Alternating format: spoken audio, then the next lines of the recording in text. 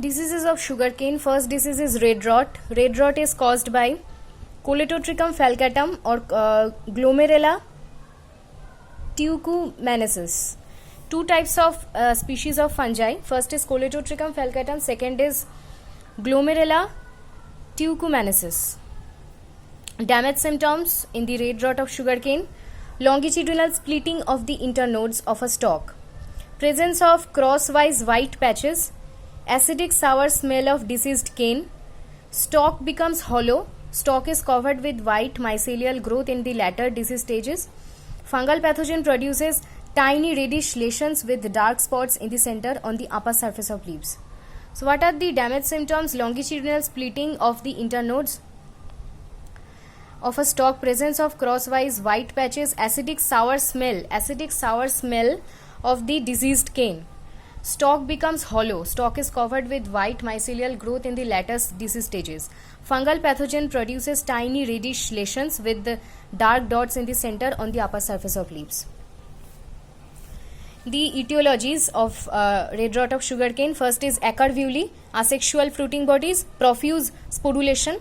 Conidia, second is Conidia, color is hyaline or clear color, shape is oblong, single celled, produced in a slimy matrix, disseminated by the rainwater. So Acarvuli, profuse sporulation. Conidia, color is hyaline or clear, shape oblong, single celled. Conidia, produced in a slimy matrix, disseminated by rainwater. Management practices: cultural practice, use disease free sets.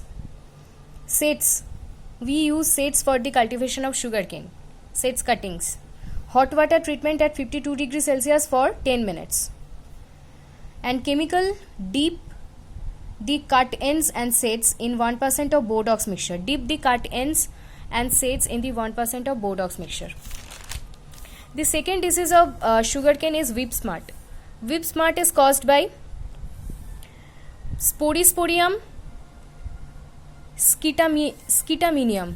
Sporisporium scitaminium. Damage symptoms are stunted plants. Central shoot is replaced by long whip-like dusty black structure. The length of the structure is several feet.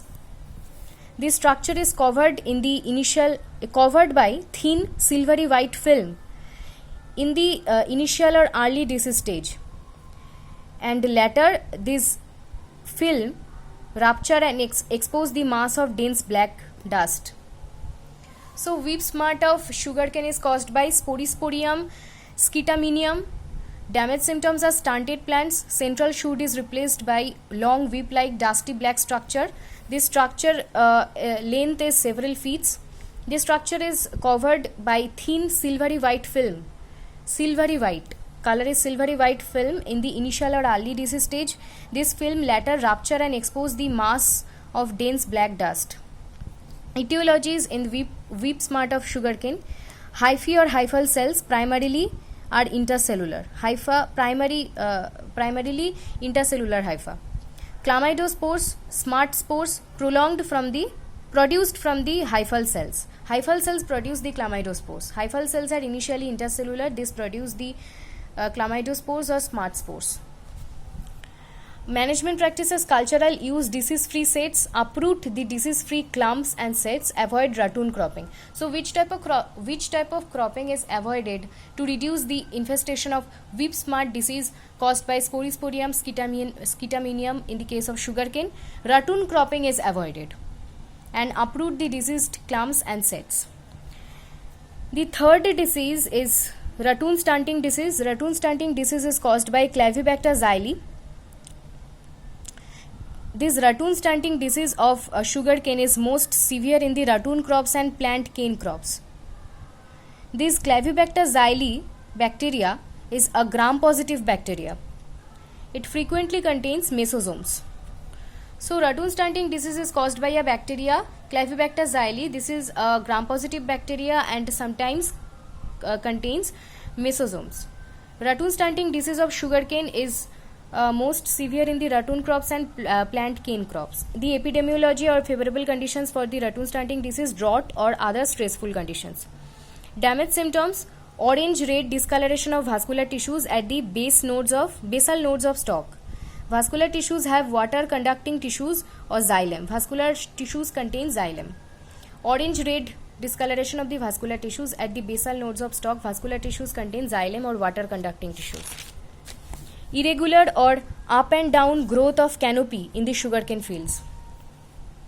So the second damage symptom is the up and down growth or irregular growth of canopy in the sugarcane fields. Etiologies: bacterial colonies on the semi-solid media. Our bacterial colonies are circular with entire margins, convex in shape, non-pigmented. Diameter after 2 to 3 weeks of growth is 0.1 to 0.3 millimeter approx. Non-motile pleomorphic rods. So the characteristic features of the bacterial colonies on the semi-solid media in the case of ratoon stunting disease caused by Clavibacter xylem: circular with entire margin bacterial colonies, convex in shape, non-pigmented. Diameter after the 2 to 3 weeks of growth 0.1 to 0.3 millimeter approximately. Non-motile and pleomorphic rods. Management practices: cultural planting of healthy disease-free seed canes, grow resistant varieties. Hot water treatment of seed canes at 52 degrees Celsius for 2 to 3 hours. Proper sanitation or disinfection of planting or harvesting equipments by hot water or steam or flaming or chemicals. Heat can reduce, but you are using hot water treatment of seed canes at 52 degrees Celsius for 2 to 3 hours, but this heat can reduce the germination percentage of sugarcane also. This is the side effect.